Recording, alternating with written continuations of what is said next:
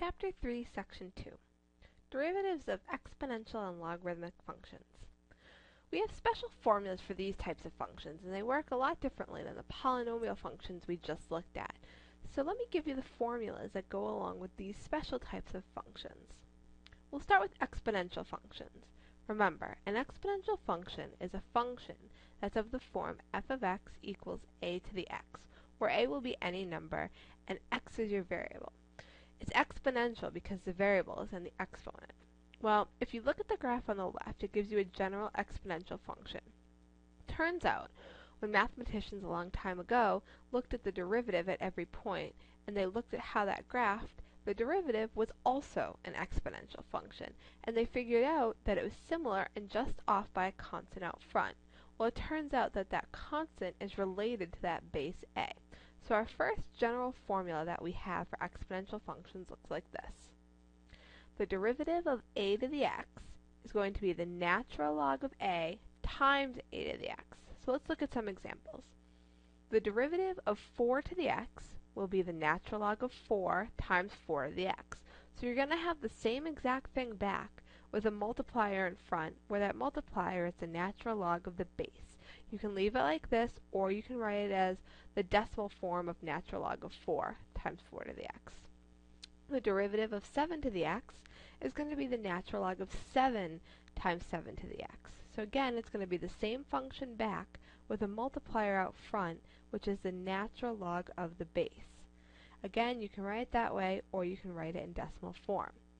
Like the functions that we looked at before, if you have a constant, it will carry through. So if you're looking for the derivative of 3 times 2 to the x, then the derivative will be 3 times the derivative of 2 to the x, while the derivative of 2 to the x will be the natural log of 2 times 2 to the x. So we have 3 times the natural log of 2 times 2 to the x. While 3 and natural log of 2 are both numbers, so you can multiply those together on your calculator, and you'll get 2.0974 times 2 to the x. Remember that since the x is attached to that 2, you can't multiply it in. That 2 to the x has to stay together. So, again, before we talked about how things are separated by addition and subtraction, you could do them individually. The same thing is true if you're dealing with exponential functions. So the derivative of 5 to the x plus 4 times 7 to the x, we'll do them each piece by piece. So the first piece, 5 to the x, you're going to get the same thing back, 5 to the x, with a multiplier out front, which is the natural log of the base. Plus, and then our second function is 4 times 7 to the x. So again, the 4 carries through, it's a constant multiplier, and the derivative of 7 to the x is the natural log of 7 times 7 to the x. And again, we can multiply the 4 and the natural log of 7 together on the calculator, do those out as decimals, and you add those two results together to get the result of the final thing that we started with. Now, one special case that comes up that you'll notice that has a really nice property is e to the x. We talked about e to the x before, and we said that we like to use it because nice things happen. Well, here's an example of a nice thing that's going to happen with e to the x. So e to the x is an exponential function, so the derivative of e to the x will be the same thing back with a multiplier out front. The multiplier out front will be the natural log of the base. Well, the natural log of e, we learned before, is just 1. So the derivative of e to the x is just e to the x, the same thing back. A similar thing happened when mathematicians were looking for the derivative of the natural log of x. So now remember, natural logs and exponential functions are related in that special way. So we looked at the natural log of x graph, and if you take the derivative at every point, so you'd find the slope of the tangent line at every point and graph it, it turns out that it creates the graph of the function 1 over x. So the derivative of the natural log of x is 1 over x. Let's look at some examples of that. If you have a multiplier out front, it carries through.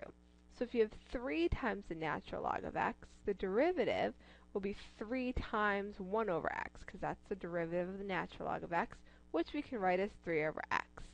Similarly, if your function is 7 times the natural log of x, the derivative will be 7 times 1 over x, which equals 7 over x. So now, we can compose functions made up of all different types of functions that we've learned how to do the derivative.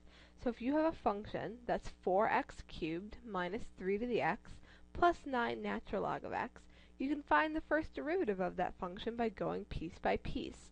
So the derivative of 4x cubed, 3 will come down to multiply with the 4, subtract 1 from the power.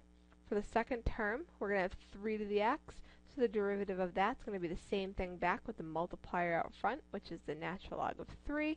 And then 9 times natural log of x will be 9 times the derivative of natural log of x, which is 1 over x.